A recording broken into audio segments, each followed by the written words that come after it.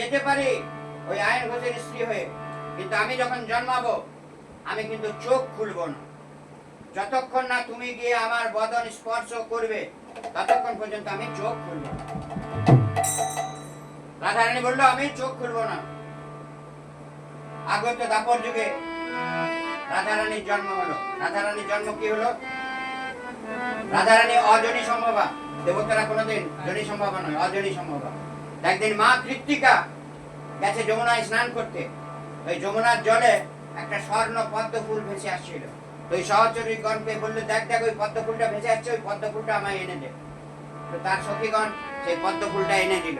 সেই পদ্ম ফুলটা এনে মা কৃত্তিকা কি করলেন না, ঠাকুর ঘরে এনে রেখে দিলেন। যেই ঠাকুর ঘরে রেখে দিলেন, মা কৃত্তিকার কোনো সন্তান সন্ততি ছিল না, তাদের ছেলে পেলে ছিল না। ঋষুবান হচ্ছে রাধারানীর বাবার নাম, আর মায়ের নাম হচ্ছে কৃত্তিকা। এরা হচ্ছে পালন কর্তা মা বাবা, পালন করেছে রাধারানী। যেই না ঠাকুর ঘরে রেখে দিল, সকালবেলায় দেখছে দরজা খুলে একটা ছোট্ট ফুটফুটে বাচ্চা মেয়ে ঠাকুর ঘরে বসে।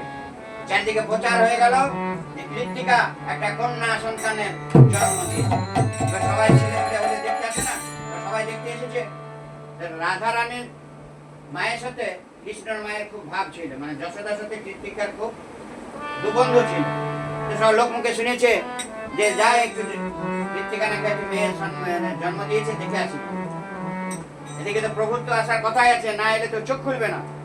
তাই আজকে শ্রীকৃষ্ণকে কোলে করে নিয়ে মা যশোদা চলে এসছে ওই কৃত্তিকার বাড়িতে, শ্রীকৃষ্ণকে কোলে করে নিয়ে।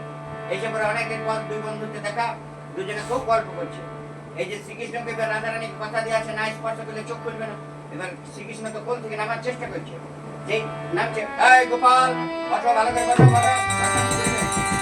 কোল থেকে নামার চেষ্টা করছে, আবার কোন মা কোলে তুলে দিচ্ছে। দেখছে মা যশোদা তো আমাকে কিছুতেই কোল থেকে নামাচ্ছিলেন, তাহলে আমি রাধারানীর কাছে যাবো কি করে? মা যশোদা এরকম গজমতি হার করেছিল, শ্রীকৃষ্ণ করে দিয়ে হাত ধরলো, এরকম পিছলে নেমে গেল। যেই পিছলে নেমে গেল অমনি হাতটা গেল ছিঁড়ে।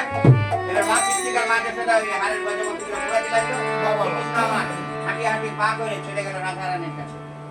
শ্রীকৃষ্ণের বয়স ছিল 1 বছর।